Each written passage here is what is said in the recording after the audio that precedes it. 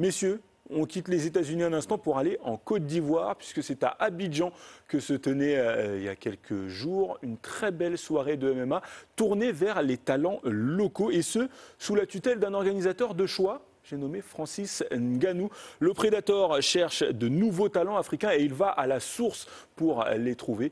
Le reportage est signé Khalil Adam et il est mis en forme et commenté par Jérémy Triquet. Dans la nuit de samedi à dimanche, dans les rues de Treichville à Abidjan, résonnait une ambiance assez folle.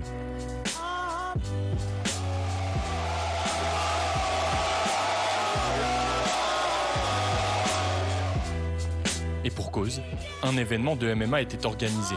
The Dream, une soirée de combat opposant une délégation camerounaise issue de la fondation Francis Ngannou de Batié à des combattants locaux.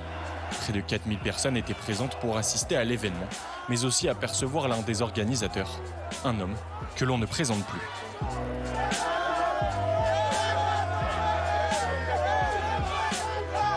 C'est important d'aller n'importe où en Afrique. Je pense qu'à partir du moment où on va faire beaucoup plus de voyages dans le but de développer ce sport. Maintenant, la Côte d'Ivoire,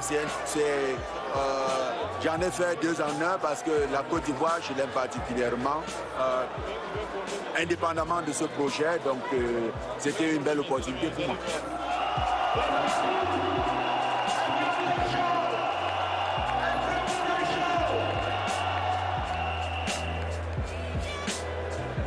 Ce soir-là, l'Afrique était donc à l'honneur. Francis Ngannou, mais aussi le Burkinabé Aaron Bibi étaient présents. La Fédération ivoirienne de MMA et le combattant camerounais via son partenaire Premier Bet Project ont donc organisé cet événement dans le but d'améliorer la détection des talents africains et promouvoir des combattants en quête de notoriété. Lors de cette soirée, 5 combats professionnels se sont succédés. Plusieurs catégories de poids étaient à l'honneur et plus de 50 pays pouvaient suivre les exploits des participants sur les réseaux sociaux, en plus d'une diffusion sur une chaîne de télévision nationale. Un événement de grande ampleur pour la Côte d'Ivoire, car si le MMA ne cesse de se développer sur le continent, les combattants africains ont encore besoin d'exposition et d'expérience. Quand on entre dans l'octogone, c'est pas pareil qu'en salle.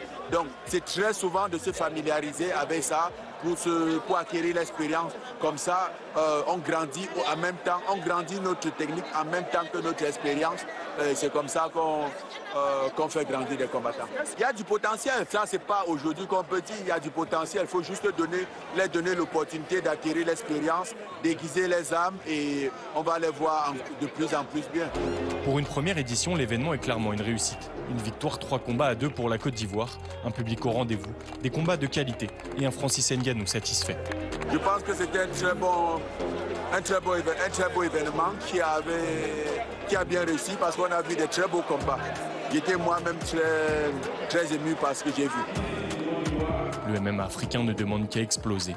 Et visiblement, les organisateurs de cette soirée ont de nombreuses idées pour poursuivre le développement initié il y a quelques années. Aujourd'hui, notre objectif, c'est de pouvoir promouvoir ce sport en Afrique.